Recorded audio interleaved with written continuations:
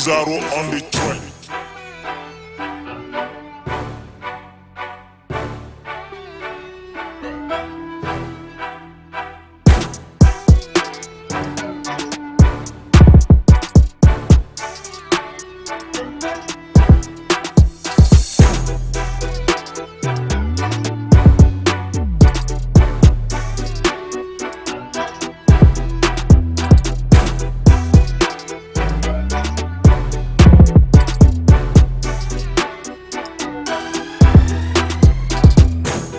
Oni yankuma ambe Gurubara Mali officiel la baga befu munumbe Mali kono ani munumbe Mali koka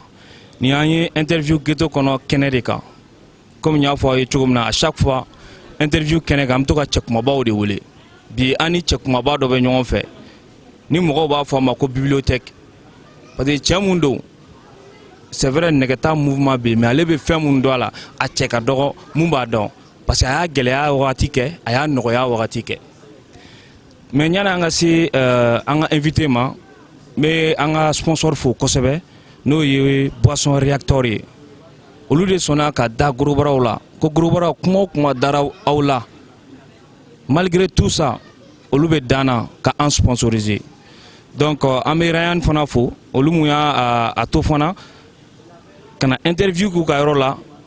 n'an tilala an ka gâteau ni fɛnw dun fana wɔrɔ dumuni ka di dasaw ye donc an bɛ tɛmɛ o yɔrɔ la sans plus tarder n bɛ an ka invité ɲininka donc Beni ni su. n b'a ni su. kɔni baasi t'i la kɔni. baasi foyi tɛ ne na Sulja. donc Beni k'a f'i ye vraiment i nana bi interview ghetto kɔnɔ kɛnɛ kan a diyara n ye parce que mɔgɔ dɔw tun y'a fɔ yɛrɛ k'i tun tɛna sɔn ka na mais comme ala y'a kɛ i nana donc alhamdulillah an bɛ question daminɛ donc mɔgɔw b'a fɔ Beni e yɛrɛ bɛ se ka i tɔgɔ ani jamu fɔ ani i bɔra i bɛ quartier jumɛn na. ok Sulja n b'i fɔ k'i waleɲuman dɔn ka page Gurubara Mali officiel filɛbaga bɛɛ lajɛlen fo Mali kɔnɔ an bɛ yɔrɔ min na bi parce que bɛɛ b'a dɔn kɔnɔdimi tɛ ɲɛdimi de don jɔyɔrɔ min b'aw la pour le développement pour l'amélioration des conditions de vie des Gurubara du Mali bɛɛ b'a dɔn quoi n'an y'a fɔ an b'an ka sponsor fɔ an tɛ sɛgɛn olu foli la boisson et réacteur énergie bɛɛ b'a dɔn nafa min bɛ a la Sulja moi c'est Bebajan Daɲon connu sous le nom de Beni n tɔgɔ yɛrɛ de ye Bebajan Daɲon mais bɛɛ bɛ wele Beni mais Beni in sɔrɔla mun fɛ o ye n grand sœur ka tɔgɔ dalen na depuis n ka dɔgɔ Beni n'i y'a ta nanzarakan na a bɛ dugawuden de ko fɔ bon dugawuden min ko don n kɔrɔmuso de tun b'a fɔ Beni fo ka na kɛ Beni ye bi o de kama tɔgɔ in yɛrɛ tunna a tora Beni ma quoi. a tiɲɛ la siga t'a la i Beni lamɛnɛ donc Beni an bɛ fɛ ka dɔn e yɛrɛ donna nɛgɛta la cogo jumɛn na. ok Sulja i ka o ɲininkali fɔlɔ o diyara n ye kosɛbɛ n'a fɔ depuis n bɛ écoledenya la depuis n bɛ lycée la Sulja musculation kun ka di anw ye anw kun bɛ nɛgɛ ta cogo di o y'a sɔrɔ an tɛ nɛgɛ ninnu yɛrɛ sɔrɔ an kun bɛ lɔgɔti boîte de ta ka ciment kɛ a kɔnɔ ka to ka entraînement kɛ a la wulada fɛ o kɛra depuis an bɛ lycée la 11e midi fɛn 11h terminale ninnu wagati bon donc anw bɛ to ka olu de ta fo ka n'a kɛ Sulja ala nana bagi don an gɛrisigɛ la bagi donna an garisɛgɛ la en 2008 o kɔnɔna na dɔ de farala an ka nɛgɛta kɔnɔna na parce que o y'a sɔrɔ an bɛ université la Sulja o wagati y'a sɔrɔ n bɛ yɔrɔ min na bi n'i y'o photo dɔw yiri la i bɛ taa sɔrɔ n ka bon ni e ye tancogo la o y'a sɔrɔ Beni kɔgɔlen don yɛrɛ i ma parce que o wagati y'a sɔrɔ tiɲɛ yɛrɛ la an bɛ poids ta mais an tɛ Gurubara mouvement kɔnɔna na mais an bɛ écoledenya la.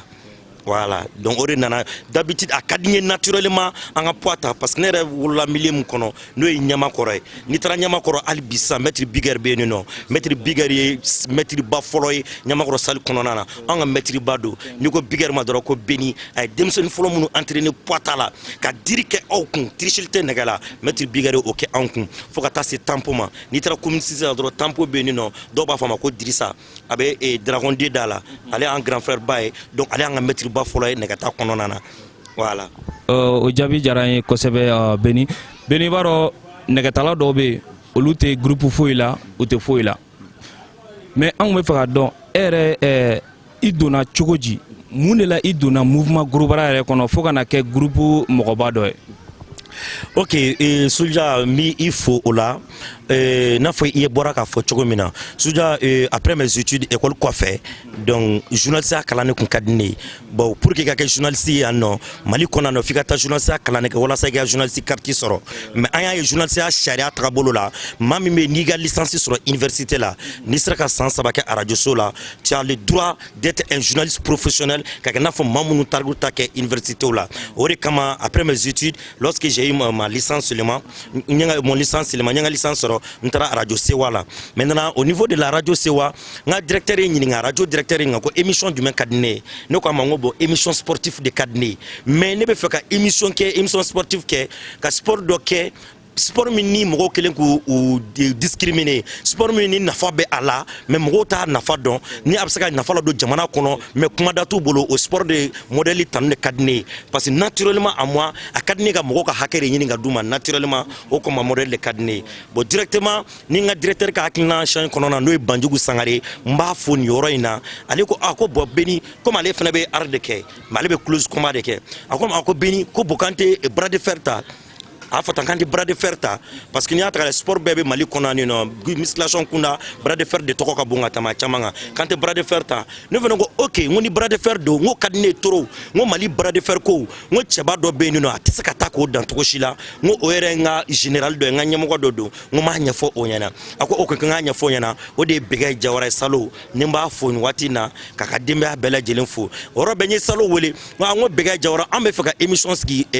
bras de fer tɔgɔ la an ka radio la walasa u bɛ se ka kumada sɔrɔ cogo min na parce que an y'a ye bras de fer fɛnɛ nafa b'a la mais a tɛ radio so si la Mali kɔnɔ a tɛ télé so si la Mali kɔnɔ Bɛgɛ Jawara yi kan a ma ko o diyara olu ye k'an bɛna olu de dɛmɛ u ka baara la donc Soudia ça à travers ça Beni donna émission bras de fer la k'a sigi radio la bon donner émission bras de fer la donc n donna mouvement kɔnɔ o la donc n bɛ n ka émission kɛ de temps en temps n bɛ taa salle la n bɛ taa mɔgɔ aw filɛ ka Gorobara Mali officiel filɛ ka démarche min kɛ ka taa mɔgɔw ka kumakan n'u ka image ta k'a bila diɲɛkan mɛn Soudia Beni de tun bɛ nin kɛ fɔlɔ o salle tɛ Mali kɔnɔ yan nɔ ne ma déplacer ka taa salle min na ka t'u maître ka kumakan ta ou bien ka t'u ka entraînement kɛyɔrɔ la u bɛ entraînement gɛlɛya min b'u kan ka kumakanw ta n bɛ na n'a ye radio la an b'a jouer mɔgɔw ka continuer k'a dɔn ko ja Gorobaraw fana bɛ tan Gorobaraw fana bɛ tan a daminɛna tan au niveau de la radio Sewa depuis 2017. Ok, Beni o diyara n ye kosɛbɛ Beni n bɛ fɛ k'i ɲininka mun na sisan nɔ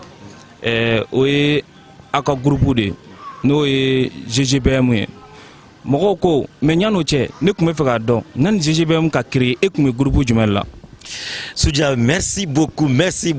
Ça, c'est une très bonne question. Soudia, depuis ne Beni donna Gorobara comme la Mali kɔnɔ ne ma tɔn kɛ. Ne ma tɔn kɛ, ma deli ka tɔn kɛ. Beni tɔn kelen min kɛ Mali Gorobara tɔn bɛɛ la o de ye groupement de Gorobara di Mali. Beni ma tɔn 2 kɛ Mali kɔnɔ. Ne ye GGBM kelen de kɛ. Bon GGBM fana kɛra condition min na o condition fana bɛ yen tuguni. Comme il y a une création parce que j'ai entendu beaucoup de choses que Beni kumanga tona Beni kumanga porte-parole Soudia ou nyinga mungo kono buka tona nene de la kuwa iron assister ou meka participer chienkele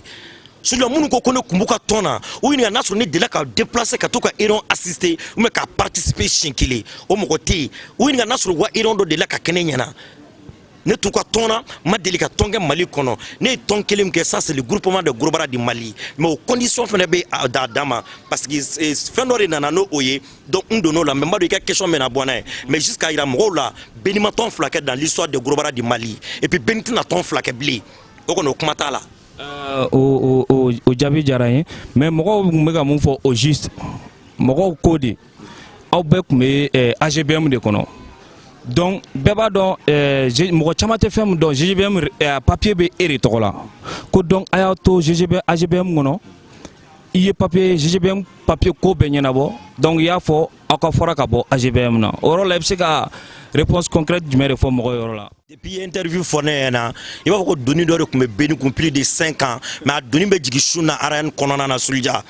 Soudia n bɛ min f'i ɲɛna n'i kɛra den sɛbɛnnama ye dɔrɔn k'i bɛ mago ɲɛ mɔgɔw ye dɔrɔn mɔgɔw bɛ bili i la. Soulja ni donna fɛn dɔ la k'a fɔ e bɛ fɛ ka ɲɛtaa sɔrɔ a la dɔrɔn dɔw bɛ bila a bɛ kɛ dɔw ɲɛna k'i bɛ miliyɔn de sɔrɔ Soulja e bɛ na don dɔ la e b'i bolo kin na i b'a la k'a kɛ pour l'intérêt supérieur des Gorobara du Mali mais don dɔ u bɛna fɔ Soulja k'e bɛ miliyɔn dun na k'a sɔrɔ e b'a dɔn e b'i ka forfait sɔrɔ cogo min na Soulja i b'a dɔn o bɛ na dans peu de temps hali o tɛ mɛn Soulja lorsque n bɛ radio la n bɛ émission kɛ n tora émission de la pour que émission ka bɔ radio la ka taa au niveau de la télé Gorobaraw fana ka ye télé la n'a fɔ balontannaw bɛ télé la cogo min na Gorobaraw ye min kɛ Mali kɔnɔ balontannaw n bɛ se ka fɔ hali balontannaw m'a kɛ o mais émission tɛ Gorobaraw tɔgɔ la Mali kɔnɔ sɔnni hali Bosco performance Papa Oumar Diop ale tun bɛ performance kɛ mais Gorobaraw ka fɛn kun tɛ kɛ ka caya ne de taara émission ɲini au niveau de l'ORTM o y'a sɔrɔ Sidiki Nfa Konate ale de tun ye ORTM directeur général ye maintenant u ye condition dɔw de fɔ an ɲɛna ani u ye document dɔw de d'i ma ko n k'o document rempli n'o document bɛɛ rempli o condition bɛɛ rempli u nana fɔ ko bon ORTM de tɛ contrat signé ni adamaden kelen ye mɔgɔninfin kelen ORTM ka contrat signé ye ko non ORTM t'o kɛ ORTM ye contrat signé avec une association ou bien un groupement ou bien une entreprise mais société dɔ ko ORTM bɛ contrat signé n'o de mais mɔgɔninfin kelen e Soulja ka wuli ka taa ka contrat signé avec l'ORTM k'u t'o kɛ o dun y'a sɔrɔ u ye ne ka émission bɔ émission kun bɛ di ne ma chaque vendredi et chaque samedi ne ka émission kun ye 2 fois par semaine de TMD la ka programme bɛɛ bɔ ka diyan même n kan ka intérêt sɔrɔ à travers les publicités k'a bɛɛ bɔ ka diyan bon Soulja maintenant a fɔra ko n ka na nin récépissé dɔ de en ce moment association kelen de bɛ Mali bɛɛ o de association de Gorobara du Mali o association de Gorobara du Mali ne b'a dɔn ne taara k'a fɔ ko a donni kama o y'a sɔrɔ maa caman bɛ AGBM ko la bi u b'a la ka kuma AGBM tɔgɔ la o y'a sɔrɔ olu ma don AGBM na o y'a sɔrɔ AGBM mɔgɔw yɛrɛ t'a dɔn ko olu bɛ yen AGBM mɔgɔw olu dɔn à travers Beni Soulja Beni moi je suis la première personne ka groupe sigi Mali Gorobaraw tɔgɔ la Mali bɛɛ maa fɔlɔ min y'a kɛ ne Beni de ye AGBM groupe kun tɛ yen GGBM groupe kun tɛ yen Braval groupe kun tɛ yen il y a femme DSP groupe kunte ka groupe WhatsApp sigi ka Mali Gorobara bɛɛ ka numéro ajouté à la Soulja ne kɛ ka numéro dɔ e ne ka baro kɛ o sanfɛ ka sɔn t'a dɔn ko ne ni Soulja bɛ se ka baro kɛ c'est à travers le groupe WhatsApp groupe bras de fer couché a ka kɔrɔ ni Mali Gorobara tɔn bɛɛ bon Soulja o kɛlen min kɛ donc ne nana ye est ce que ne taara ko à son temps Seba Amara Latin est ce que à son temps ne taara ko bon k'u ka récépissé diyan an bɛ fɛ ka émission kɛ Gorobaraw tɔgɔ la est ce que u bɛ sɔn wa à son temps Seba kun bɛ sɔn à son temps Amara kun bɛ sɔn à son temps Latin kun bɛ sɔn mais directement est ce que ne bɛna émission modèle min kɛ don min na ne ka émission nana yɛlɛ AGBM kan don min na est ce que u tɛ taa ne ka contrat cassé ORTM na wa ima ne ko est ce que ne ka émission nana yɛlɛ fɛn AGBM kan don min na est ce que u tɛ taa Beni ka contrat cassé a dun fɔra ko Beni ka na nin récépissé dɔ de bon radio Sewa la an ka société dɔ kun tugulen don an ka radio Sewa la mais olu ta ye société de u fana bɛ imprimerie ni fɛn ninnu kɛ ne wulila ne taara so o DG ma n'a bɛ sɔn k'a ka société récépissé di an ma an ka taa contrat signé au niveau de l'ORTM n bɛ se ka émission kɛ Gorobaraw tɔgɔ la cogo min na Ima bon i b'a dɔn récépissé ko ye fɛn dɔ ye au début monsieur Bokoum avait accepté même ça Bokoum yɛrɛ ka page dayɛlɛ a yɛrɛ a kun sɔnna mais waati min na an kan ka taa contrat signé Bokoum tila ka a jɛngɛ donc Bokoum y'i jɛngɛ directement ne ko nin ko bɛ cogo min na sisan na ne yɛrɛ k'a lajɛ n bɛ se ka récépissé sɔrɔ cogo min na qui n'est pas avec le récépissé de l'AGBM maintenant on m'a demandé k'a fɔ ko bon ko fédération malienne de bras de fer Soulja n filɛ ka kuma de f'i ɲɛna nin ye tan n m'a f'i ɲɛna ko bɛ n kɔnɔ su na k'a fɔ wa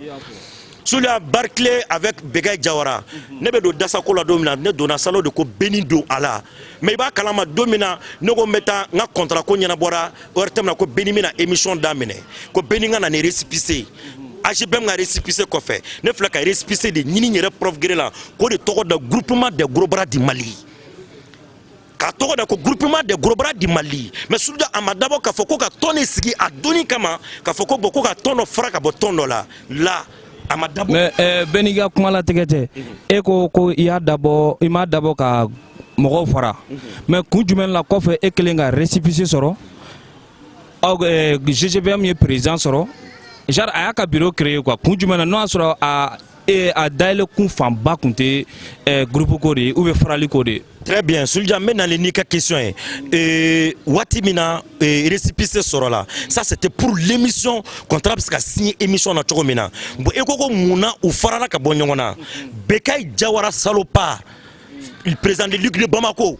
ale ni ala ka hinɛ la Delta Force Omar Samake Delta Force ala ka hinɛ la ni Gorobaraw t'a ɲɔgɔn sɔrɔ Mali kɔnɔ yan bilen olu de ni ɲɔgɔn ye olu de kun ko k'u bɛ tɔn dɔ sigi Gorobaraw tɔgɔ la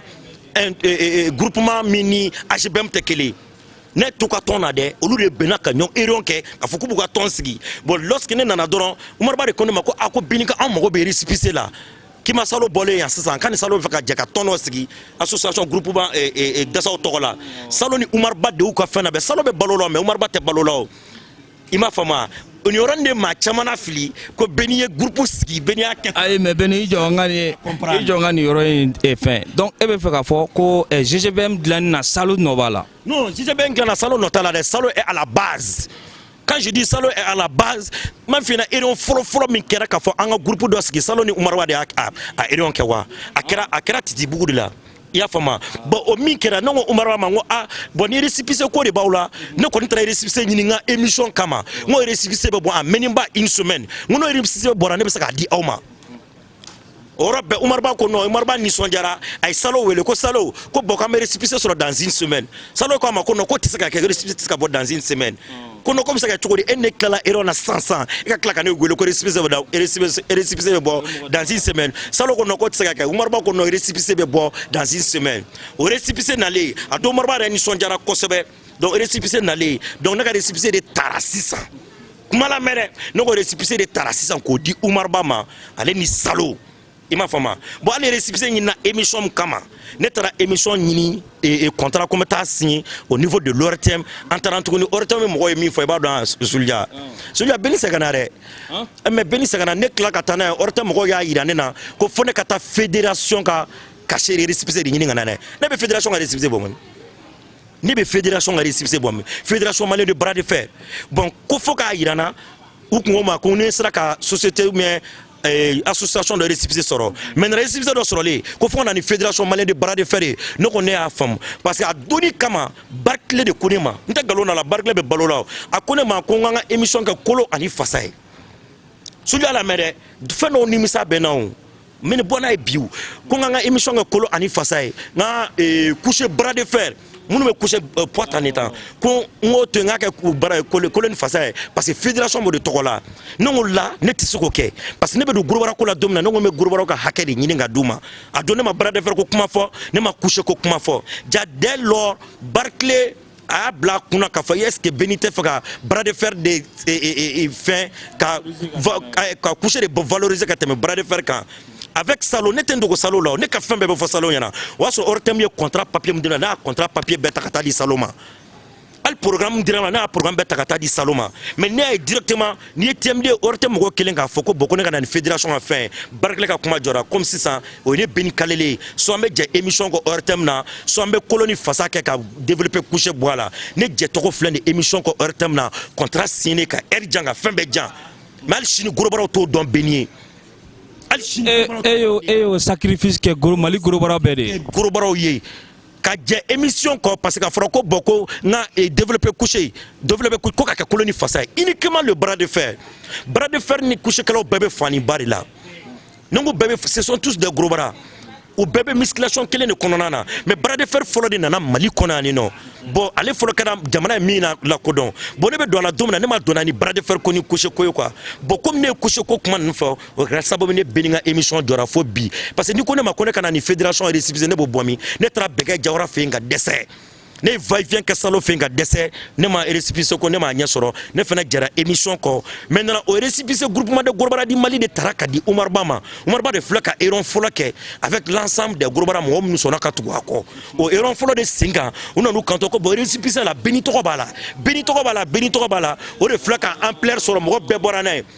ko benni association groupement sigi ko benni to be papier là on Benito Bala antsaka donna Benito Bala antsaka donna il m'a béni trop botoya mais moi il est de récépissé sur la chocomina récépissé sur la ni féminin bon sans chercher à comprendre mon tout de faire dora quoi mal information dit dans tous les côtés pour que ben détruire no comment non fait maintenant sur global ko la ne adabo global de meni kama te digine na quoi beni o jarayen kosebe donc amena do menyano che ne kume fe ka kuma ambi nyinga dola fono en même temps bi question poser kuna mun la bibi na flerom na ina fo bi salote GGBM na John a fait a foré na rodme go salote GGBM na e o me rodme ni publication que Facebook sans fait page kan mo di na ka question poser question mun chama flé na be poser la Facebook les sans fait mo ya chima Donc question posée a fo mo yana u ya me Bekay Jawara daorom na ka TGBM no ko fo on yana Bekay Jawara Bekay Jawara est le deuxième vice-président du groupement de Gorobara du Mali. Donc jusqu'à présent, Bekay Jawara est le deuxième vice-président du groupement de Gorobara du Mali. Jusqu'à ce que le jour où la démission se met, quand démission bla, bonne Bekay Jawara est deuxième vice-président. Le premier vice-président c'est Mohamed Samake, le premier président c'est Mohamed Samake, le premier vice-président c'est Ahmad Drabo, le deuxième vice-président c'est Bekay Jawara, le troisième vice-président c'est Oumar Kourechi. Jusqu'à preuve de contraire, Bekay Jawara no saloé, je bien déjà vice-président do. Mais moi be mina, je bien moi comme mouvement munubeke, ni je bien tondo be girim femme munuke. Il peut être président tisaka yo au girim belao. Je bien moi comme mouvement kemanke, mais le président même alsaka yo girim bela. Bon ni moi au girim bela, on va faire abeta. Bon moi be faire wo sur dien ko bela. Beni nyana ngata nyefe ni question mo fe ka poser kuna mena. Ibe ka GGBM président folo toko est-ce qu'il se ka kuma doni GGBM président folo quoi il se ka doni fois bon Oumar Samake ni ko ne ka do fois là ne ba fo Oumar Samake c'est du jamais vu. C'est du jamais vu dans l'histoire du sport malien. Pas dans l'histoire de musculation. Dans l'histoire du sport malien, Oumar Samake n'yonte nablé. Non, Soulia, et Cléna Cléma, ben malheureusement, Oumar Samake debi iwele Karsaïbe ni Baralamba, Abab. Dans l'histoire du Mali, moi, quel est le warbo kata di arajo la koka groupe émission, Oumar Samake était moite miake. Faut que ça n'a décoro que l'un a damné, sur le Mali qu'on a miake. Émission mais sigi Gorobara togola arajo la ton beka compétition beka ton beka folie beka ton beka mouvement belasi gratuitement mogote ton na minga war ibe war de sara ika kuma ka passer au niveau de la radio mais Oumar Samake de Willa kata arajo la ko au koke Oumar Samake de Willa ka conférence organisée au nom de tous les Gorobara du Mali à la maison de la presse là ka Gorobara be franyo nga ka don bi Gorobara te bandi la ko tote amana be ka conférence de presse ga akla mana ka di journal suma na fo jamana mogo ba ke chokomina Oumar Samake de OK. Oumar Samake niko anga fembe Oumar Samake il est le légendaire. Amène un monument glandona nataula ka monument bla parce que Oumar Samake était GBM Côte d'Orin. Oumar Samake était GBM Côte d'Orin parce qu'à un moment venu Oumar Samake était le vice-président de l'AGBM. Wakati de la AGBM vice-président Kundo, association de Gorobara du Mali. Wakati de la vice-président Kundo. AGBM kelengele. AGBM mo fiana. Mo fiana AGBM kelengele mimena. À un moment venu Oumar Samake était le vice-président. Wakati la Drabo nukume Oumar Kourechi nukume nino. Ya femme Oumar Samake c'est dit jamais vu dans l'histoire de Gorobara du Mali. Ay mi ke Mali Gorobara demsenouye. Ay mi ke abaka dans folo tak parce que ale ko ale be here fan wala ale aso dasa de kono. Alama foi di alima misro dasa de kono ni dasa kungo nyana bora sul e kungo mana nyana bo sisa par exemple la sungolo lani ale ko me dasa ka kintina faka be moko balo de ma be moko ka nason chama be du abodu uma sugoro ko ni balo ko no gela ko kuma te ni ete barala ni be métier mike ibe faka métier ngabiga métier financier ibitika métier baraka ni ya war so wati na bina dama ni ma war so ere so bana Oumar Samake Gorobara nga métier projet financier o kacha gouvernement tede Oumar Samake kele lui personnellement Ereka warjela Ereka warja kuna warja ate revenu ni fere vraiment wala ma fo alaka Oumar Samake dairo smaya parce que vraiment nena ma nyondo ko sebe mais mogo ya a fait la kuma fo e fana fait la kuma nyuma o de fora donc beni nyana nga do question do kono mun pisalen do doni me fe ge nyini ngani question na beni ere hakina e muye Mali mouvement Gorobara ka kuma surya la quoi. OK kuma surya sulja Mali Gorobara ko ne bi se ka fo a jara quoi mais Gorobara ka sabali doron sulu en était tongele na otayira ka fo amenyo fakata no fe il n'était tongele na sulu meni kungo sera ne petit kungo law na nga ka Gorobara Malien de on follow ima fama donc ni était tongele na otayira ka fo ne e ka koko wulan teta law wa kilin ko era de non sulja ni juguya fanga warala ngo de black ref fanga juguya de blanga Malien de tanga Gorobara de ta sulja be se mi mina Gorobara la efle ko de ken yetan etika parti prikeo banga Gorobara nta association mi ko kebe fika ton diginika et ton sangrota ni mi e ko kebani jekulu mena ko kebe fika ton sangrota mi e ko keo men teta ni jekulu nga nyene jela ngam ko teta ni jekulu nga nyene jela nte fanga ni jekulu yere kuma ka fonga yorola sulja wa ambole Malien kanal kononana parti politique me Mali kono se ate ban kontina mais comment la parti politique be fra ñoko nga jega kele do ke jamana intérêt kele do ke ñoko fe wallahi suldani ala teni Gorobara ka ben kuma nyama sente muskile fe Gorobara ka représentant me sora kono hein an bɛ fɔ gorobara tɔn bɛɛ ka fara ɲɔgɔn kan ko ka tɔn mais n'i y'a fɔ ko kɛ bi dɔw b'a fɔ ko jamais an ni karisa tɛ fara ɲɔgɔn kan et ni karisa ka fara ɲɔgɔn kan ça c'est pas la faiblesse, ça c'est pour l'intérêt supérieur de gorobara du Mali. E ne ka fara ɲɔgɔn kan Souldia gorobara ka nafa de b'a la o sinon e ne farala ɲɔgɔn kan ma fara ɲɔgɔn kan ne t'e balo e tɛ ne balo e b'an ka malo e b'an ka nasɔngɔ da dɔn mais n'an farala ɲɔgɔn kan gorobaraw de b'a tɔnɔ sɔrɔ bon donc gorobaraw ka bi mouvement kɔnɔna na an bɛ se ka fɔ juguyaba mun b'a kɔnɔ caman bɔra a la parce que ko b'a la ka nɔgɔya dɔɔni dɔɔni cɛ Souldia gorobara ko gɛlɛyara dɛ cɛ ale tun bɛ i ka émission na ne tun ye dɔ ka foli kɛ san ko n ka foli bɛ karisa ye i b'aw dugusɛjɛ ni dɔ bɛ bɔ o tɛ kuma i fɛ i b'an ka tɔgɔ fɔ non ko parce que k'i ye karisa tɔgɔ fɔ radio la o ma diya ale ye mais ye karisa tɔgɔ fɔ micro la o ma diya ale ale t'o fɛ Souldia bɛɛ de bɛ gorobara ko in kɔnɔna na mais Dieu merci aujourd'hui hakilinaw falenna fɛn caman bɔra a kɔnɔna na ka fɔ nin compétition par exemple Souldia b'i ka compétition organisée an ni tɛ tɔn kelen na anw tɛ taa mais Souldia ko waati kɛra la tɔn dɔw bɛ yen u y'a fɔ anw ɲɛna visa k'u kan'u ka micro di anw ma k'an ka kuma mais o kɛra Mali kɔnɔ yan nɔ mais tɔnw yɛrɛ tulo bɛ an na u ye erreur de kɛ ka fɔ ko micro kana di anw ma n'an taara u ka compétition yɔrɔ la ne ko mais micro dira anw ma micro ma di anw ma an bɛ kuma radio la an bɛ kuma télé la mais micro bɛ tɛmɛ o n kan tɛ fɛ k'i ka kuma in tigɛ e y'a fɔ u y'a fɔ k'u ka aw jɛ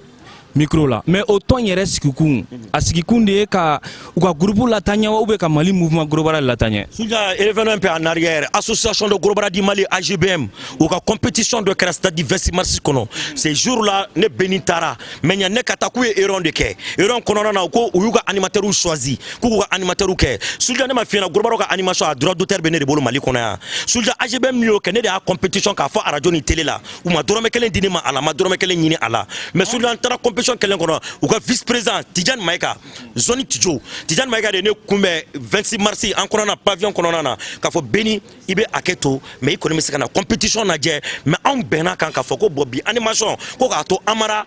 an dɔ tɔgɔ fɔ n tɛ fɛ k'o tɔgɔ fɔ n ka kuma na quoi a ye Amara n dɔ tɔgɔ fɔ i m'a faamu ko ka kuma to olu bolo kan i y'a faamu ne fana ko non n ko président n k'a ma n ko Tidjo Beni est là pour l'ensemble des gorobara du Mali ne tɛ yan tɔnko ni fɛn kama ne tɔnko don tɛ na aw ka compétition yɔrɔ la mais n bɛna pour le reportage aw ka compétition bɛna kɛ cogo di jɔn kɛra premier jɔn kɛra deuxième a déroule cogo min na j'ai le plein droit kana étant le journaliste de gorobara kana ta kana kɛ mais o fɔra anw ɲɛna visa mɔgɔ ma ci ne ma dɛ mais ɲani compétition ka ban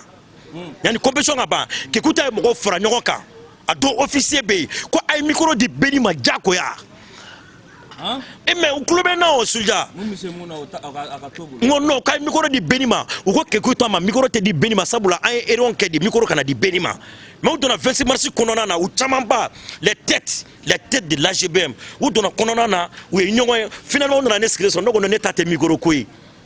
a ne ta tɛ micro ko ye mais officier nana kuma fɔ a don n wula n ye micro minɛ n ye fila fɔ u kana fɔ bon an taara ɲɔgɔn ye a fɔra ko ka micro di Beni ma k'Ekuta ko non Beni est l'animateur de gorobara du Mali ne Beni nana aw kana fɔ k'a bɛ Beni jɛ micro la u yɛrɛ ye ɲɔgɔn ta u taara kuma ɲɔgɔn fɛ a don u ye micro di ne ma boisson réacteur fo an ka sponsor mais réacteur fo kosɛbɛ réacteur ko gorobara k'a kana jɔrɔ ko ni compétition b'a bolo kalo kelen ɲani compétition cɛ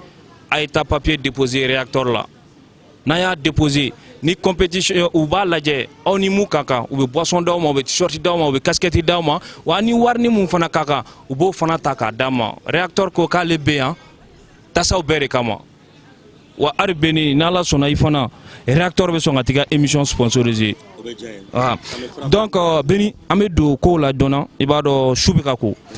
donc Beni i b'a dɔn ne ye mɔgɔ min interviewé Mali mouvement gorobara kɔnɔ a ka ca kojugu n yɛrɛ t'a rada dɔn donc mais à chaque fois ni n taara yɔrɔ la mɔgɔw bɛɛ b'a fɔ an ye ko Mali n'i y'a mɛn problème bɛ Mali mouvement gorobara la n'i y'a mɛn mɔgɔw farala n'i y'a mɛn dɔw taara ka clan na dɔw tɛ fɛ ka dɔw ye a cause bɛɛ e Beni ye e bɛ se ka mun de fɔ o ko la mɔgɔw b'u sigi ka nin réponse ma kɔnɔ kosɛbɛ dɛ i bɛ se ka mun de fɔ o ko la merci encore une fois de plus Souldia ne y'o de f'i ɲɛna Mali gorobara ko mouvement na Mali kɔnɔ i bɛ cɛw ta kelen kelen n ka kuma na mɛnɛ gorobaraw ta kelen kelen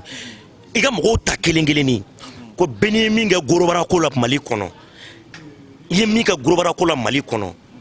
ma an ka ancien ninnu fɔ Barkile ninnu fɔ ma an ka ancien ninnu fɔ Salo Bɛgɛ Jawara Salo ninnu Beni ye min kɛ wulikajɔ min kɛ gorobaraw ye k'u ka image yira ka baara ɲini ka di gorobaraw ma ka dugukolo ɲini ka di gorobaraw ma ka moto Apache di an ka champion d'Afrique ma Beni y'o wulikajɔ minnu kɛ Mali kɔnɔ e ka dɔ ɲininka ko ne ko gorobara minnu yɛrɛ bɛ yen n'u b'o kɛ minnu b'a fɔ ko Beni ye gorobaraw fara ko minnu ye gorobaraw fara ta o ɲininka k'olu ye mun de kɛ gorobaraw ye dɛ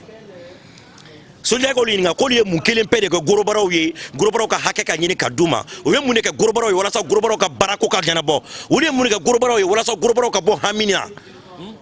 mais Soulja n'o de f'i ɲɛna o Apache dira Alma ma Apache dira Ivo ma a dɔ i kun b'a compétition kɛnɛ kɔnɔ danger ye dugukolo fɔlɔ min sɔrɔ Boite yɛrɛ ye dugukolo fɔlɔ min sɔrɔ Awusɛ ye dugukolo min sɔrɔ Yasini ye dugukolo min sɔrɔ a dugukolo sababu bɔra ne Beni la Moro Jara k'a ta ka d'u ma Sangarebugu la o dɔnni bi cɛ o bɛ san 3 bɔ o bɛ san 3 san 4 ninnu bɔ Soulja bɛ min f'i ɲɛna ka compétition organiser gorobaraw tɔgɔ la caman b'i da don gorobara ko la k'u yɛrɛ kɛ n'a fɔ gorobaraw ka taaɲɛ ka don u ɲininka k'u ye compétition joli de organiser gorobaraw tɔgɔ la dɛ e k'u ɲininka ko Beni de ko walima u ye compétition joli de organiser gorobaraw tɔgɔ la ne Beni compétition 6 de organiser gorobaraw tɔgɔ la ne dun donna gorobara mouvement na a tɛ tɛmɛ san 5 a cayalenba ye san 6 ye mais ni compétition 6 mais i ka o compétition na groupe bɛɛ droit bɛ groupe bɛɛ bolo ka assister a la non Soulja ni kɔsa nata an ma deli k'a mɛn fɔlɔ ni tɔn bɛ G ni tɔn tɛ G o ayi dasa ko la Mali kɔnɔ ni tɛ karisa bɛ G karisa tɛ G an ma deli k'o mɛn ni kɔsa natɛ i y'a faamu Mali kɔnɔ bɛɛ de bɛ G ni compétition bɛ kɛ bɛɛ de bɛ G mais ninnu tɛ G ninnu bɛ G Soulja ni kɔsa natɛ ne ma deli k'o mɛn ne ye Soulja ne Beni ka compétition kɛra stade 26 mars la depuis Ala k'i jɛ i ye Tijo ye Poita la fɔlɔ mais Tijo jɔra a don a ko Beni bɛ G e kama Tijo jɛra a don k'i da poids kɔrɔ k'a kɔrɔtan a don Kekuta jɛra a don k'i da poids kɔrɔ k'a kɔrɔtan tɛ Soulja don dɔw tɛmɛna koyi i y'a faamu o kɛra Beni ka compétition na stade 26 mars da la so ne compétition organisée Grand Tébégout la a dɔw la e kun bɛ mais dɔw la e kun tɛ n'o ye Awusɛ ni Marjan ye ɲɔgɔn sɔrɔ a finale la a don ministre kun b'a kɛnɛ kɔrɔ a bɛ ministre 6 bɔ IBK ka ministre kun b'a kɛnɛ kɔrɔ a bɛ ministre 6 bɔ député tɛ ban compté la n'o kɛ jɔn ye gorobaraw bon ni nani kanto ko Beni ye kɛlɛ kɛ gorobaraw ni ɲɔgɔn cɛ Beni i tɛ se ka ja bɛɛ ye o Beni yɛrɛ tɛ baara kɛ k'a ka ja bɛɛ ye parce que ne jara bɛɛ moi je suis pas un prophète ni un envoyé de Dieu Soulja je suis qu'un simple animateur au service des gorobara du Mali n tɛ se ka ja bɛɛ ye mais n'i ko ko Beni ye o kɛ n y'a mɛn dɔw da fɛnɛ n y'a mɛn i ka interview dɔ la c'est le moment où a jamais k'a tigi fɛnɛ répond a tigi y'a fɔ a don an ka cɛkɔrɔba don an ka président don an ka cɛkɔrɔba don Soulja ko kɛlɛ bɛ gorobaraw ni ɲɔgɔn cɛ ko Beni de don mais ale m'a fɔ o donni kama ale ni Beni jɛra ka taa compétition dɔ organiser an fila jɛra ka wariw tila ni ɲɔgɔn cɛ ale ma taa fɛn fɔ a ka tɔndenw ɲɛna ale ma fɛn fɔ o la dɛ mais Beni i ko cɛkɔrɔba o ye cɛkɔrɔba jumɛn non Soulja bonya ni mɔgɔ y'i dɔgɔya publiquement diɲɛ bɛ k'a sɔrɔ n'a ma dɔgɔninya bonya yɔrɔ dɔn e fana bɛ cɛkɔrɔbaya bonya yɔrɔ dɔn k'o gasi sigi quoi mais président de don wa ou a bɛ groupe dɔ de la wa i bɛ se ka dɔɔni fɔ an ye k'a kan cɛkɔrɔba jumɛn de don au juste vous êtes journaliste ye mɛnɛ n ko n y'a mɛn dɔ ka interview la n ko n b'a tigi jaabi nin kɔnɔna na a k'a lamɛn a ko Beni kɛlɛ bɛ gorobaraw ni ɲɔgɔn cɛ ko Beni de don Soulja ne de n ka projet monté ka n ka projet sɛbɛn ka taa di Musa Temini ma Ablaye Mayiga ka appuyer ko Beni ka compétition bɛna kɛ ko k'a financer Soulja a wari nana i tɛ fɛn kalama na sɛbɛnni b'a kɔnɔ e t'a dɔn prix b'a kɔnɔ e t'a dɔn i t'a budget dɔn i t'a fɛn dɔn mais a wari nana e ne jɛra k'a tila Soulja face à face Soulja n'i kɛra mɔgɔ modèle de est ce que i kan ka bɔ ni Beni ye yɔrɔ ka gɛlɛn dɛ bon ne de n ka projet kɛ sur papier ka budget min kan ka dɔ la fɛn min kan ka dɔ la ka compétition organiser a compétition bannen wari ka tila e ni ɲɔgɔn cɛ face à face e dun ta taa projet Soulja o ye bonya yɔrɔ ye dɛ i ni président ye wari tila n m'a fɔ ni président ye wari tila dɛ ne ma président ko kuma tɔgɔ f'i ɲɛna dɛ Soulja ne k'i ma n ko cɛkɔrɔba ne ko n ko cɛkɔrɔba bɛ bila cɛkɔrɔba minɛ de kɔnɔ i y'a faamu bɛɛ fɛn dɔ bɛ yen n tɛ sɔn k'a bɛɛ fɔ parce que lebu ma ni hadamaden y'i mɔgɔninfin ɲɔgɔn lebu ne b'i to o kɔnɔna na quoi sinon ne Beni ko n bɛ kuma ne ka compétition laban min kɛra Musa Temini ka yɔrɔ la ne Beni ka compétition laban min kɛra Musa Temini ye ne wele ka t'i jɔ goudron kɛrɛfɛ ka 500 jɛ bɔ sur place k'a di ne ma mais ne Beni ni mɔgɔ min y'a don a tigi bɛ yen nɔ mais don kelen da kelen m'a fɔ diɲɛ yɔrɔ si m'a fɔ cɛ ɲɛna m'a fɔ muso ɲɛna o bɛ to sutura la ne n'o tigi ni ɲɔgɔn cɛ mais n'o tigi bɔra k'i jɔ ko Beni de gorobaraw ka problème ye ne b'o di Ala ma kɛ ne tɛ se ka ja bɛɛ o ye diyagoya de ye o de kama n ko Soulja n'i ye Beni bila ka kuma bi kuma bɛ Beni kɔnɔ.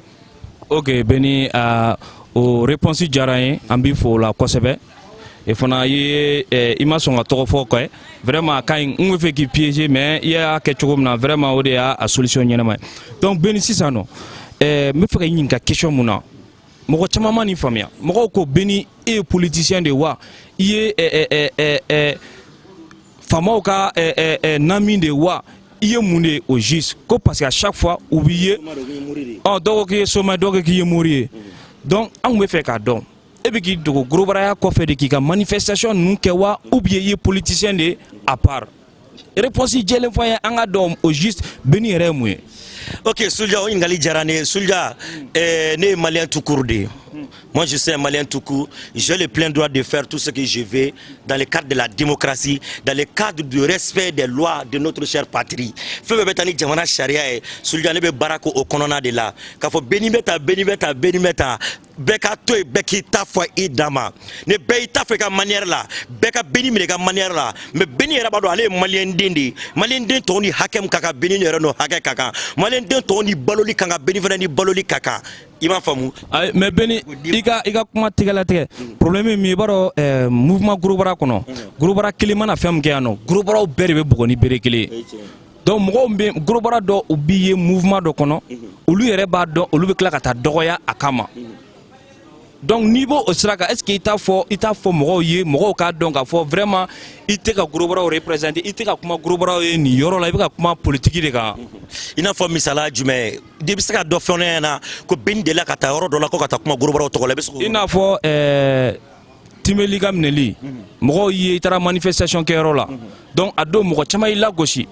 dasa caman maloyara parce que mɔgɔ ye dɔw wele ka f'u ye ko dasa y'u malo k'an y'an malo ko parce que k'olu ɲɛ bɛ an yɛrɛ ka animateur la an ka journaliste la a bɛ ka taa kuma fɔ yɔrɔ la n'a dun y'a fɔ a bɔra gorobaraw bɛɛ de da o kuma in de digira mɔgɔw la kosɛbɛ. Ok, Soulja no digira mɔgɔw la k'u k'a ɲini k'a faamu. Moi je suis un animateur mais ça veut pas dire que ne beni kumana a bɛ kuma gorobaraw tɔgɔ la. Là Beni ma deli ka kuma gorobaraw tɔgɔ la dans ce point. Moi je fais ma politique, ne bɛ n ka politique ye depuis ne ma don gorobara ko la. Je suis avec le Moussa Timini depuis ne bɛ université la.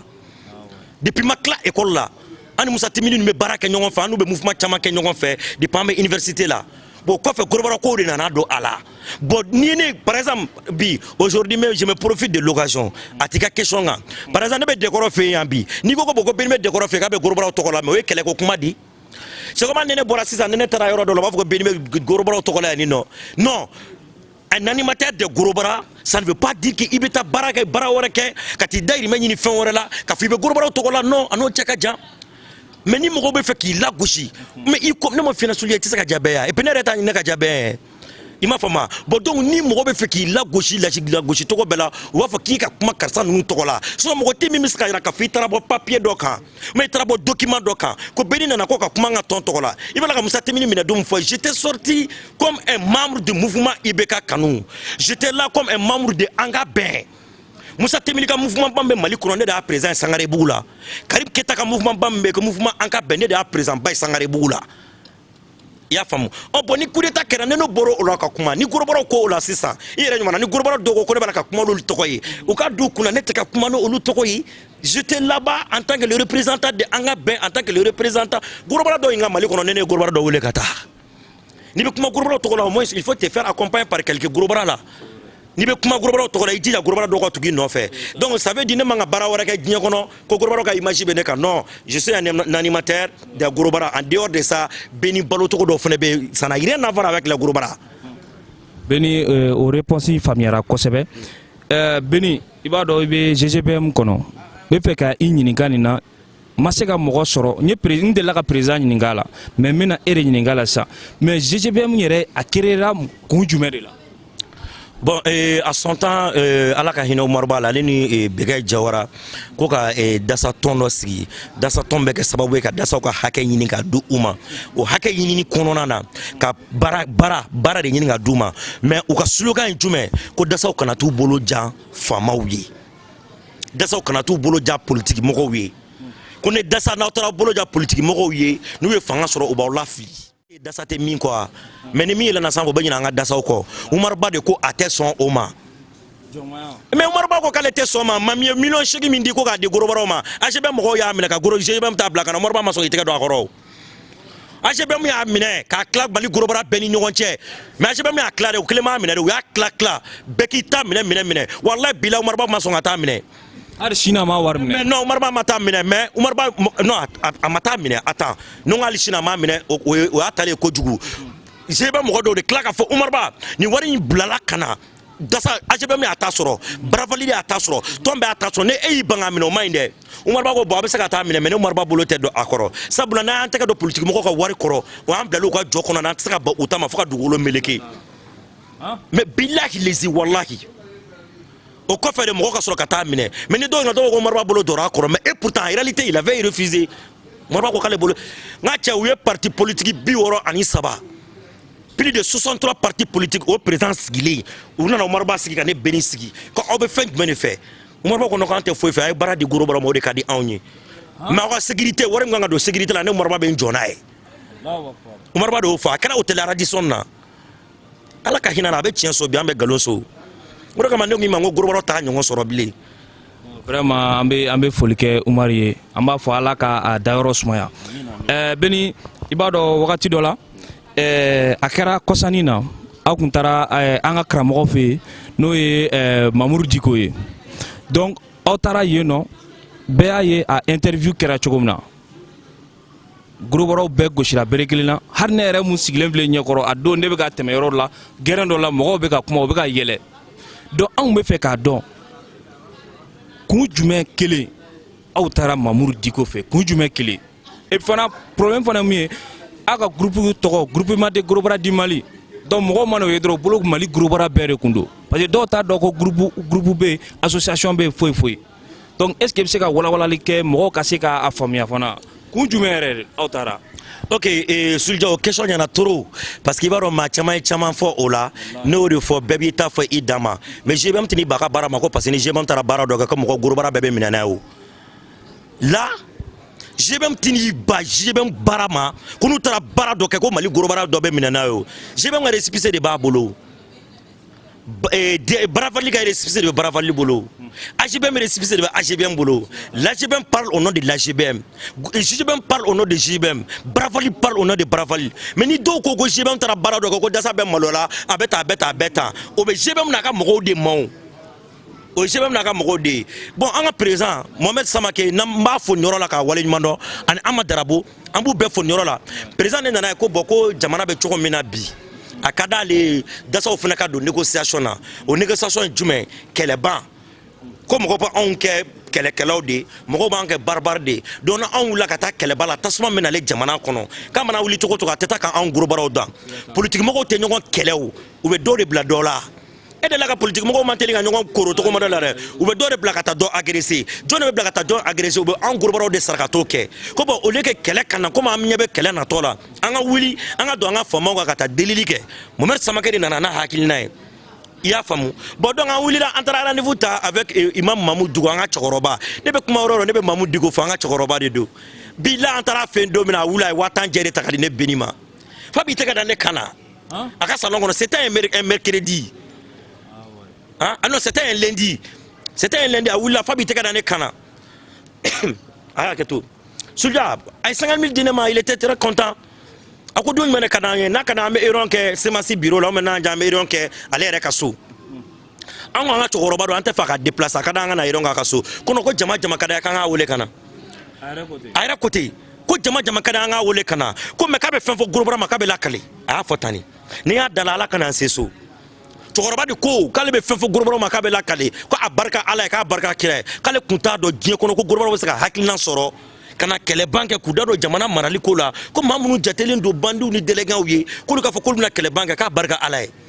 Mamoudou Diko ne fota donc mɔgɔw kun bɛ ka mun fɔ ko parti politique dɔ de aw bila ka taa yen nɔ o kuma nin tɛ tiɲɛ mɔgɔ m'an bila ala Soulja ne ma fiɲɛ na ko kɛra ko bɛɛ bi e tɛ malien do a Soulja ni mali ale ne ka interview kɔfɛ e ba u b'a malien interpréter mais aw ta kun bɛɛ kun ye bɛnko de ya anw ta kun ye bɛn de ye puis cɛkɔrɔba an ka bɛn hunne la minɛ Mamoudou Diko y'an ka bɛn hunne la minɛ an bolo ka certitude di anw ma ka tila ka sangani jɛ bɔ ka di ne bɛnni ma ka tila ka fa b'i tɛgɛ da an kana ka n'an bila fɔ ka da la ka rendez-vous d'an ma mercredi an nana sɔrɔ a ye journaliste wele ka na jɔ a sɔrɔ a kɔnɔ ta b'a kɔnɔ sans chercher à comprendre Mamoudou Diko y'a bila kunna a taara information minnu ɲini ko n'i y'a mɛn gorobaraw dɔrɔn ko i bɛ ka muso de bɛ gorobaraw financer i bɛ ka muso dun ni fédération de ka di depuis o ma kɛ première dame ye mais fédération est différent du groupement de gorobara du Mali u m'o yɔrɔ de faamu donc olu m'o yɔrɔ faamu min kɛ i bɛ ka muso tɔgɔ min bɛ gorobaraw ka fɛn olu m'o yɔrɔ faamu u tila ka yen tuguni ne bɛɛ ni ka photo ni Musa Temeli ka photo dɔw yera donc u yɛrɛ fɛ ko le anw bila ka na ka sɔrɔ a n'o cɛ kun ka jan Soulja sans chercher à comprendre cɛkɔrɔba filɛ de ka nin kɛ mais cɛkɔrɔba ye nin min kɛ ne tantogo la a ma digi an nɔ ni fa y'i neni n'o ma digi la n'i tɛ dangaden i b'i mangun de kɛ an fa de y'an dɔgɔya a kunna an fɛ an y'a minɛ a banna e fɛn wɛrɛ o kɔfɛ bilen bon gorobara mun wulila an malola an kɛra tan n ko gorobara dɔw y'a fɔ an taara kuma olu tɔgɔ la an ko mais o ma anw jɔra an ka groupe la n'an bɛ taa kuma groupe dɔ tɔgɔ la parce que a wagati la gorobaraw kɛra dɔw ye conférence k'a ko la k'a fɔ maliyɛnw ye ko groupe caman de bɛ Mali la donc groupe minnu taara kuma u kumana u yɛrɛ de u ma kuma gorobaraw bɛɛ tɔgɔ la o tɛ ko nɔgɔyalen ya e m'a fɔ k'u yɛrɛ conférence de presse kɛ yan ko groupe min taara kuma u taara kuma u yɛrɛ de tɔgɔ la kuma nɔgɔyalen o u taara kuma u yɛrɛ de tɔn la et puis sariya b'a yira ka kuma u yɛrɛ tɔgɔ la voilà a b'o cogo de la o sɔn Sunjata i bɛ taa sɔrɔ gorobara dɔ bɛ se ka Sunjata ni gorobara dɔ ye ko dɔ kɛ sa a bɛ fɔ ko gorobara dɔ de ye nin kɛ gorobara tɛ bɔ gorobara tɔgɔ la o ni gorobara dɔ ala kan kisi ni gorobara dɔ fagara yɔrɔ dɔ la sa i cɛ k'u ye gorobara dɔ faga nin yɔrɔ la a bɛ tɔnko kuma bɛ fɔ yen bilen voilà bon a b'o position kelen de la quoi donc mɔgɔw ye o yɔrɔ in réponse faamuya kosɛbɛ Beni i b'a dɔn bi bi in na i bɛ gorobara ko i bɛ sanfɛ kosɛbɛ i lamɛnnen don kosɛbɛ e Beni filɛ nin i tɛ dɛsɛ ko la mɔgɔw y'o ko caman fɔ mouvement ko la ni e Beni ko k'i bɛ nin kɛ tan mɔgɔw b'i dɔn n'a ye i b'a kɛ Beni an dun b'a dɔn depuis don min na récépissé in bɔra ko GGBM bɔra AGBM na bɛn yɛrɛ yɛrɛ mɔgɔw t'a dɔn mɔgɔw ma deli ka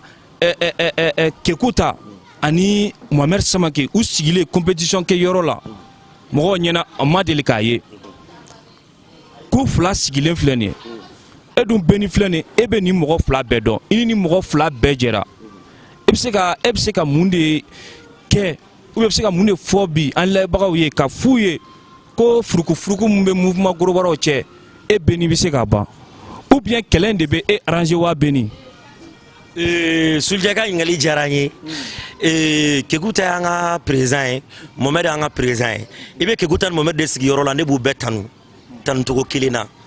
ne b'u bɛɛ tanu nin bɛ an ka président an ka fierté de don i y'a fɔ cogo min na ko tɛmɛna ne ni Kekuta cɛ o fɛn caman tɛmɛna ne ni Kekuta cɛ i y'a faamu bon bɛnbaliya tɛ mɔgɔ si arrangé Mali kɔnɔ yan nɔ Sunjata ni Mali gorobaraw kɛra kelen Mali kɔnɔ maa fɔlɔ b'a tɔnɔ sɔrɔ ne Beni de ye don min na ko Mali gorobara bɛɛ kɛra tɔnba kelen ka kɛ coordination des gorobara du Mali ou bien union nationale des gorobara du Mali instance suprême des gorobara du Mali ka gorobara tɔnba kelen sigi aw bɛ to a ka tɔn na a ka récépissé b'aw bolo ninnu bɛ to ka tɔn na ninnu ka récépissé b'aw bolo mais aw bɛɛ bɛ ɲɔgɔn sɔrɔ fédération ba dɔ kɔnɔ Sunjata n'o kɛra bi maa fɔlɔ b'a tɔgɔ sɔrɔ Mali bɔ ye ne Beni de ye Sunjata ne fan de na gorobara ko la ne ban de na gorobara ko la Sunjata menace de mort k'a fɔ groupe sanfɛ a ye Beni ko to tan an bɛ Beni ko ban tile fila na o bɛɛ fɔra groupe sanfɛ a vocalu bɛ mɔgɔw kun Sunjata bɛɛ dara ne na ka Beni ka gorobara ko la Sunjata pourtant ne bɛ gorobara ko la mɔgɔ tɛ min bɛ ne sara depuis ka ko in daminɛlen fo sisan sara t'i ye kalo la Sunjata mɔgɔ tɛ min bɛ ne sara o gorobara dɔ ka na kɛ k'i ye Beni sara o mɔgɔ tɛ yen mais alhamdulilayi n bɛ n ka président fo Umaru Samake Apache ta ka di ne Beni ma a dɔgɔnin Mohamed nana Mohamed fana tila ka Apache ta ka di ne ma Sunjata dɔ kɛra la bilayi don kɛra la Mali kɔnɔ ni Ala cɛ a fɔra ne Beni ko n kana AGBM tɔgɔ fɔ n ka radio la o Sunjata ne AGBM tɔgɔ fɔ n ka radio la o u ye ne quitté ka bɔ groupe GGBM na o ne quitté ka bɔ GGBM na ko parce que ne AGBM émission sigi AGBM kan mais pourtant Sunjata AGBM mɔgɔw fana y'a jira anw na k'an tɛ se ka taa kuma u ka compétition yɔrɔ la AGBM mɔgɔw yɛrɛ ka groupement de gorobara di Mali in fɔ dɛ ko Beni y'a sigi Beni y'a kɛ tan mɔgɔw ka kuma na Sunjata Beni gɛnna ka bɔ o la a bɛ siɲɛ fila bɔ Sunjata kan ka dɔn Beni sɛgɛnna dɛ a dɔ sɔrɔla min na ko n kana na tɔn fila tɔgɔ fɔ a dɔ filala min na ko n'i ye tɔn fila tɔgɔ fɔ n kana na dɔn tɔn dɔ in tɔgɔ fɔ mais Beni o bɛnbaliya bɛɛ ye mun de ye Sunjata ne t'o kun dɔn Sunjata hakili dɔrɔn de don mais k'u labɛn ku jumɛn la e tɛ ka se ka wuli ka taa président ninnu fila bɛɛ ta ka taa n'u ye yɔrɔ kelen u ka se ka bɛn ku jumɛn la e tɛ ka bɛn ko in k'i sɛbɛ ko ye bon c'est une question de temps maintenant Sunjata a ka di n'ale sun na ni gorobara ninnu président ninnu sɔnna hali sun na u ka sigi u ka kuma Sunjata ninnu bɛ ɲɔgɔn kuma ninnu bɛ kɔrɔ dɔgɔya de b'u ni ɲɔgɔn cɛ o n'u ye ɲɔgɔn k'u bɛ ɲɔgɔn kɔrɔkɛ ni dɔgɔnin de don Kekuta dɔgɔnin de ye Mohamed de ye mais ni Kekuta sɔnna ko dɔ ma n'a kɔfɛ mɔgɔw ma sɔn o ma o ye baara de ye mais Kekuta de ye président ye ou bien Kekuta de ye président ye ale de bɛ fɛnw décider ou bien je ne sais pas ça c'est autre chose ale kɔni de ye président mais décision t'a dɔn mɔgɔ min b'a décider mais ne bɛ fɛ ka e Beni ɲininka est ce que e de la i b'a dɔn e mɛnna ko in kɔnɔ ka tɛmɛ ne kan est ce que e de la ka Kekuta ni Mohamed Samake ye compétition kɛ yɔrɔ kelen na mais o tɛ ban que Sunjata o kɛra san jumɛn o kɛra Kulikoro kɔsan na tout près a dɔn Kekuta bɛ Mohamed Samake bɛ yen zone Tijo bɛ yen nɔ Maninkababa bɛ yen Manaje bɛ yen an ka compétition dumanba organisé a dɔn micro bɛ ne Beni de bolo a dɔw ye jɔnjɔn ta ka di ne ma ne ni Kekuta ye n ka jɔnjɔn photo ta attestation de reconnaissance. mais o kɛnɛ ka comme fila bɛɛ kun bɛ mun na e ma bɛn ko kuma fɔ ye Beni. mais o kun tɛ o e tɛ se k'o dɔn animation bɛɛ kɛra bɛnko kuma de o don an ma kuma wɛrɛ bɔ an da la ni bɛn kuma tɛ o don animation bɛɛ kɛra bɛnko kuma de o don. mais jusqu'à présent an yɛrɛ b'a dɔn furuku bɛ groupe ninnu cɛ Beni il faut que an ka kuma fɔ mɔgɔw k'a faamuya quoi groupe ninnu bɛɛ nalen don gorobaraw ka taaɲɛ de kɔ ni ninnu fila fara ni AGBM y'a ka compétition organisée salle bɛ fa ni GGBM y'a ta organisée salle bɛ fa mais n'olu filara ɲɔgɔn kan a bɛ kɛ cogo di a tɛ kɛ kobaw ya mais n'u bɛɛ bɛ tagaɲɛ kama e yɛrɛ filɛ i bɛ GGBM na i bɛ se ka mɔgɔw pousser kosɛbɛ ka k'i ta i sagola yɔrɔ la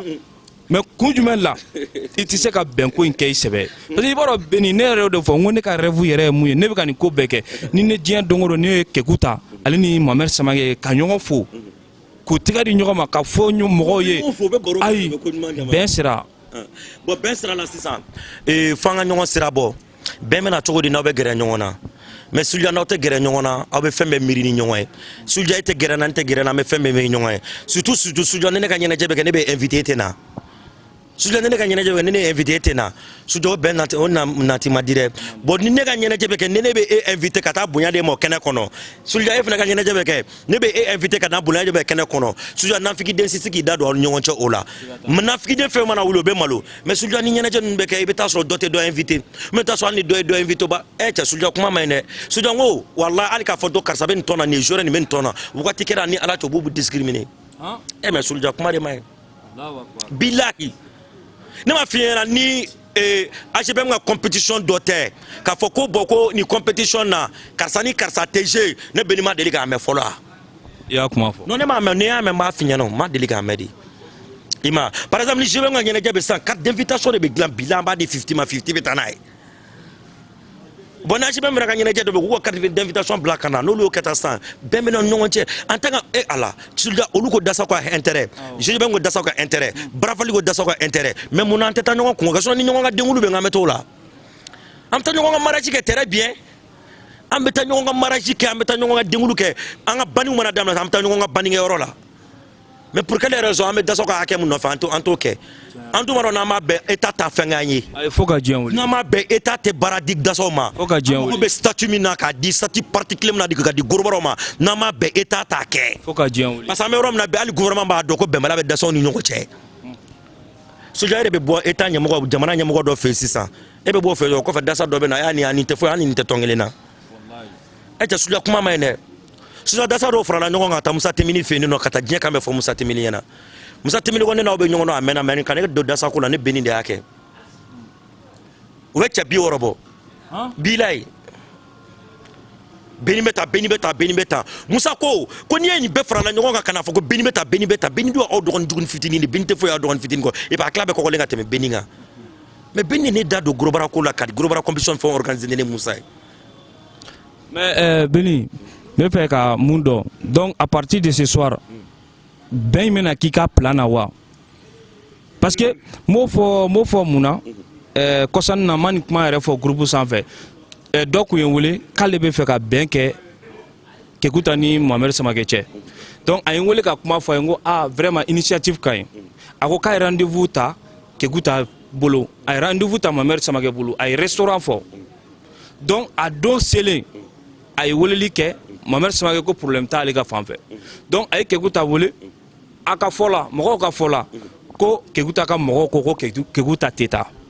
ko Kekuta ko k'a tɛ taa ko Kekuta ko k'a tɛ taa AGBM mɔgɔw ko ten mais e ko e ni Kekuta bɛ ɲɔgɔn dɔn mun de la i tɛ taa Kekuta fɛ yen i k'a lasigi e yɛrɛ ka cɛkɔrɔba ɲuman dɔ i y'a fɔ aw ye ko caman kɛ ɲɔgɔn fɛ Beni Kekuta ye toro Sulja n b'o f'i ɲɛna su mais Beni a bɛ bɛn i ka mun ma non bon a bɛ yɔrɔ min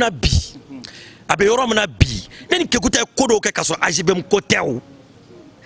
AGBM ko tɛ ne ni Beni ni Kekuta o kɛ a tulo bɛ an na nin waati in na mais a bɛ yɔrɔ min na bi s'il ne fait pas attention a bɛ mɔgɔw de kunna a bɛ jama de kunna o jama bɛna fɔ k'a bɛ n'u ka tɔn kɛ cogo modèle la k'a di mɔgɔw ma walayi bilayi ne Beni waati bɛɛ ne tun bɛ Kekuta fɛ baro la mais n y'a dabila de e bɛ taa Kekuta fɛ waso mais n y'a dabila n y'a jɔ min na u bɛna fɔ bɔn Kekuta nin bɛ nalen ta i kana nin kɛ tan i kana nin kɛ tan o kana don cɛ kun ma i m'a faamu ne bɛ compétition min kɛ ba kɔfɛ avec les Musa Temini ne ni Kekuta de tun b'a kɛ o ne ka compétition laban Soudia e kumbe apache dira mi amenen ke guta ma ke ne kelen ya ke o mais kumna ma ke guta associé ma kundo ma songa associé kumina ma songa ke guta do la o kana na kuma wora soro ka fo wora kama ma ke guta do la kelen ya ke ba ko fe kumbe bon ne trango me ben kuma fa anyana ke guta e mo ke guta be bela mais ale mana mo la me to do na ka tongo ko ka ke chokum na ba ka tondo ko to de la re. Moi je ne peux rien faire de ça mais même fiena ben kadine beni ali chini beni kuma flatte beni da dasa ka be kuma flatte beni da dasa ka be mais Soudia dumuni fene tien mais jagwa dumuni kengono bo la re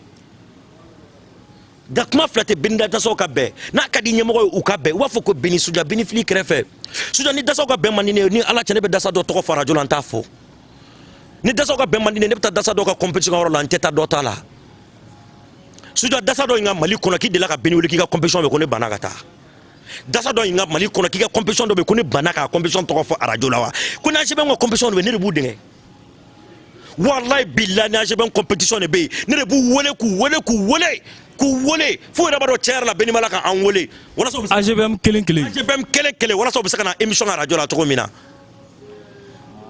ani ko wora be beni ngona beni mo ke ya fo ka jewli ha me seba wole mba adola ni ala me seba wole me tijo wole adola me amara wole wala so bisaka na émission ke choko bina e ni bende beni ngona beni mi to ka nyana jaga rola agagele bon awen jogo de la bene kono ben me ne kono akadne u ka be akadne u be ka ke fakilin bakele parce que nous benade u be dasa ka hakem no fe abe soro et puis kele do beni no amba kele kan do no ba tono soro an yin flaga na fam soro dasa la an koro ma soro de bon munu fana bena an ko fe ulu fana tino soro ala bo re kama no kuma u ka be nu u bena o ben jume wallahi bilo ka be koro ka ke koro dogo ka ke dogo ne o fo ben kono no be saka fédération do ski. Merci. Fédération malienne de gros bras du Mali. Fédération malienne de gros bras du Mali. Fédération de bras de fer côté. Fédération malienne de gros bras du Mali. Ou bien coordination de gros bras du Mali. AGBM to AGBM là. JBM to JBM là. Bravali to Bravali là. Même ko keleme ta ko be président be nyongo soro be kuma Mali gros bras be to la Mali kono. Ah beni no kera be ko baide. Mais Soudia momo bali ko ke. Absaka mo ko keleta mini ke guta tekele mini mo merte kele qui n'a rien à voir avec tout ça. Mais bébé to ko tiki ko. Mouvement Tanya Kama pour l'intérêt supérieur des gros bras du Mali. A beni kan yoro en kuma njaranye kosebe vraiment o ba yira ben ani Tanya bi kono fena kosebe. Mais beni segana de beni tiela isengana mais beni ameka se interview banro là donc question sababi molo ka poser kuna beni kunjumere de ato e ba do faneni bala baneni bala dogali sugu be bala ka klaka do grobaraw ka animateur la journaliste la kunjumela i grobaraw ka ko ke ka koy parce que moi nya blanc kuna doron Soudia moko be moko munu fle bandi ni delengaw ni barbaru e kononana ni dono milieu kono Soudia ibi perani a fembe de mais ni ko kito faneni ku ito baneni ku Soudia e be feka formation ku ula iga formation tenyao Soudia ko binne kama grobara chama kuma na migoro la ndega yere fo Soudia amineti ka moko nya bana beni ne kama chama kuma na migoro la beni ne kama chama mbora tele la mais beni chama na kuma migoro lo klaka beni ne ga beni dogo yao mais me komana zabara fo dugu ci dengile double force komana zabara ba fo nyoro la ini doba damne no ta laban komana zabara kangelen tigi do wallahi me dugu che fo sangare bugu dugu che ini doba damne to laban sangare bugu dugu che mba fo nyoro na me 50 sécurité fo mais surtout kelengara na komana zabara dugu ci dengile ya famu ne ba do faneni bala baneni bala menene tan ka fon fa beneni faneni baneni te menace de mort ibe wole téléphone na ki baneni ka fo beni iski kana jamina mingi la clé flanina umo bi to animation ngoro la ka do bla ki baneni ire club bi baneni kala Soudia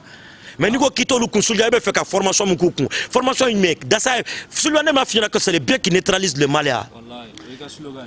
mais moi slogan moi AGBM fait de bi AGBM fait de bi AGBM et wa fo choko devise AGBM kelengele AGBM devise le bien qui neutralise le mal AGBM devise ku te follow mais e faka fo que e de moy damene o yayi suya so soldo ola Soudia AGBM a devise kuntao c'est le bien qui neutralise le mal c'est la force physique au service de la force mentale Benyame Mohamed Mali ba o Barclay Dawdan Jay